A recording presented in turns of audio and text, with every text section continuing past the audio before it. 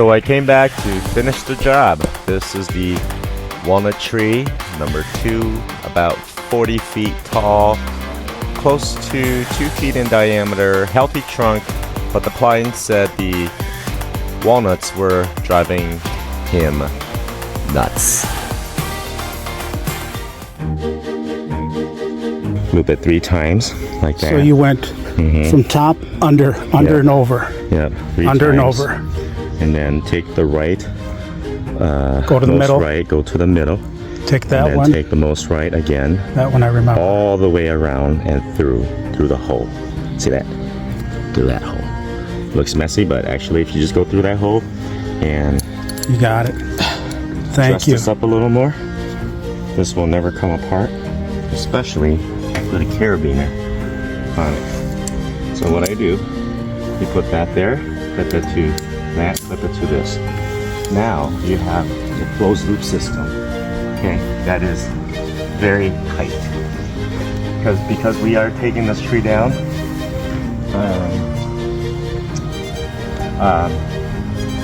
I'm not extending this so that I can release it from the ground. It's gonna come down, everything's gonna come down to the ground, so this is fine. So if that tail had been longer, all the way down here, I could take that tail and bring all of that back down and untie it, right? But here I can't do that anymore. And I don't want to because it's just gonna stay up here until the tree comes down. See that? Now we're running the bull rope through and getting it tensioned.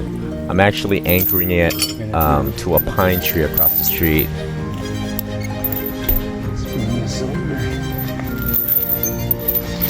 There won't be more than a couple hundreds of pounds of force on the rope, so any sturdy strap will do as long as the pulley stays free to move. It's a snatch block pulley. There we go. Locks it in. All right. All I need to do is put a carabiner.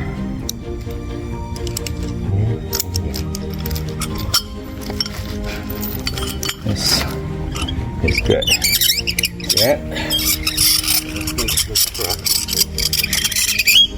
See that? See the tension?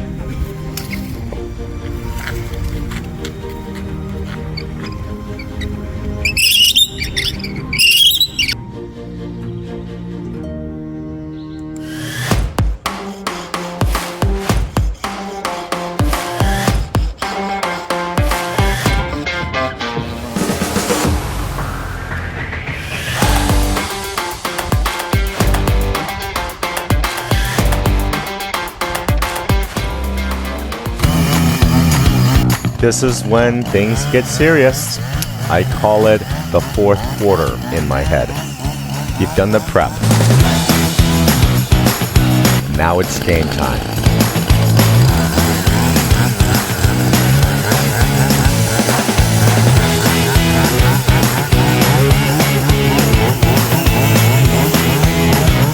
This is the moment that counts.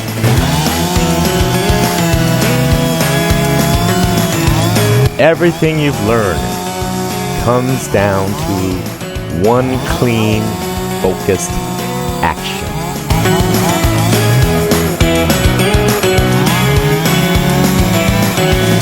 One wrong move, and suddenly you're the story of that guy who dropped a tree on the power line or on a house.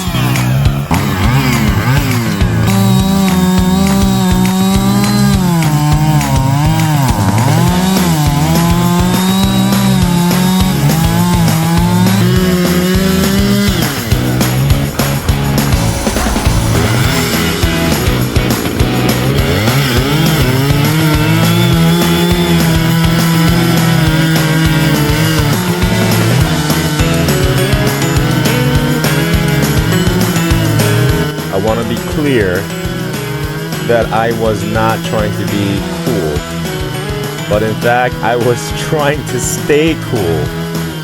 It was 90 plus degrees out again, Minnesota's humidity in full force. I normally wear a helmet, but it was soaking.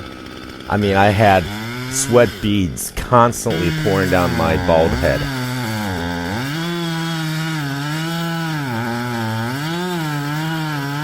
And that's just it. This work is a lot of skill sets, but it just comes down to stamina and surviving the sun. On the first walnut tree video I did, I used a standard notch. This time I'm going to use a Humboldt notch.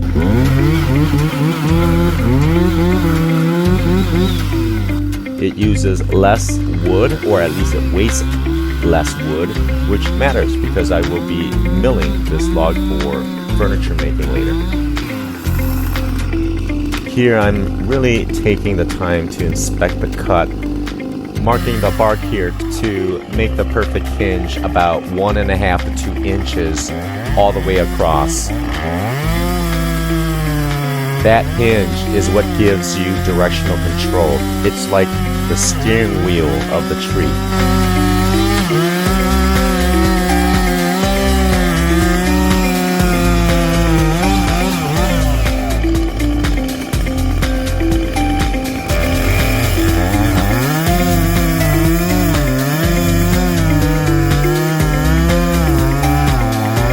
Whenever you cut sideways, especially in this position, keep in mind all that weight above the saw is pressing onto the blade as well, and so there's a lot of friction that the saw blade is cutting through. That's why you see me using these wedges. It's to provide that, to fill that gap that the saw blade left.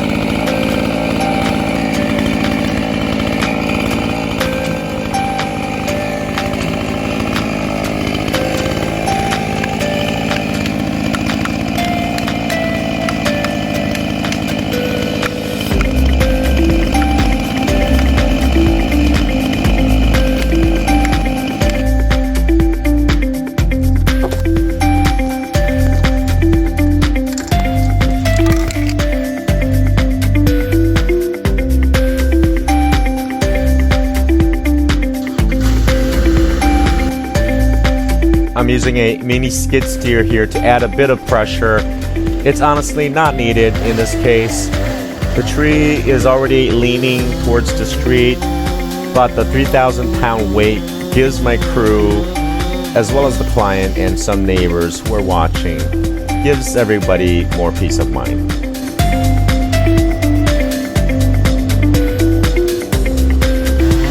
I just like to play with big toys.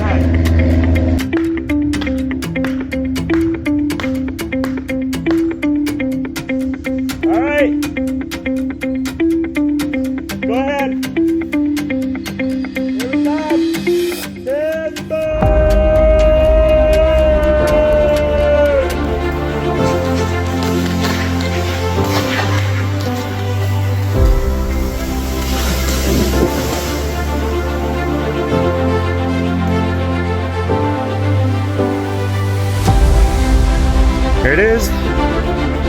Very good cut. Felt exactly where I want it. Look at that. Nice, big, thick walnut tree.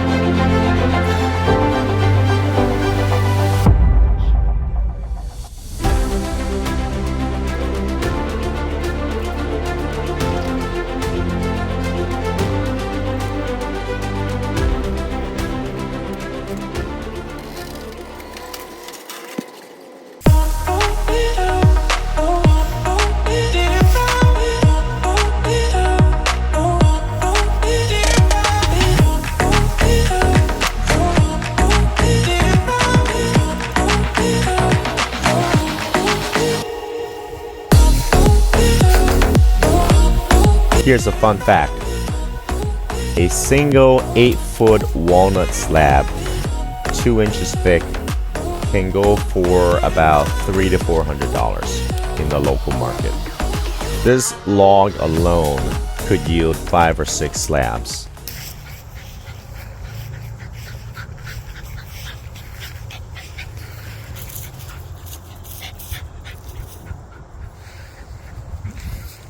What you got? Where's your ball? Go get it.